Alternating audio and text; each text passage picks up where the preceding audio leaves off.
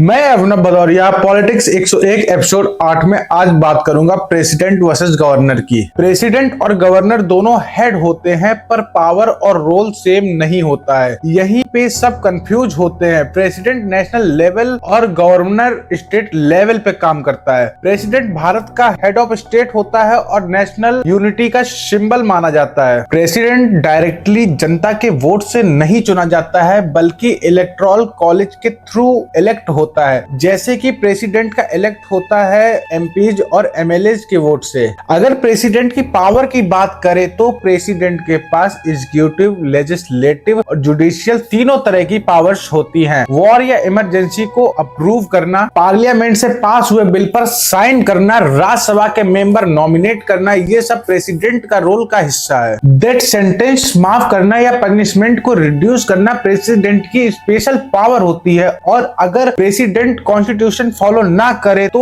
Impeachment के through remove भी किया जा सकता है। अब बात करते हैं गवर्नर की।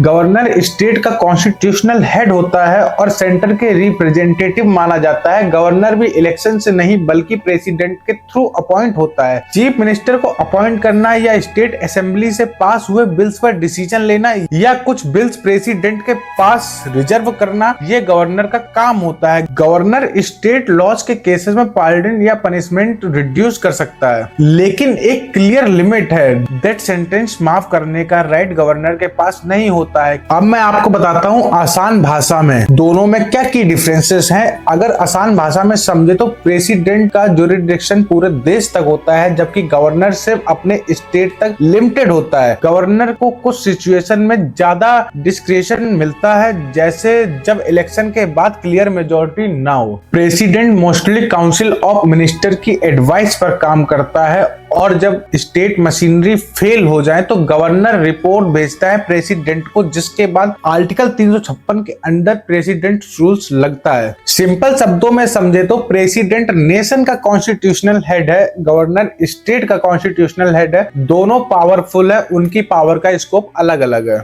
अगर आपको एपिसोड 8 अच्छा लगा है तो वीडियो को लाइक करें और चैनल को सब्सक्राइब करें। फिर मिलते हैं अगले एपिसोड 9 में।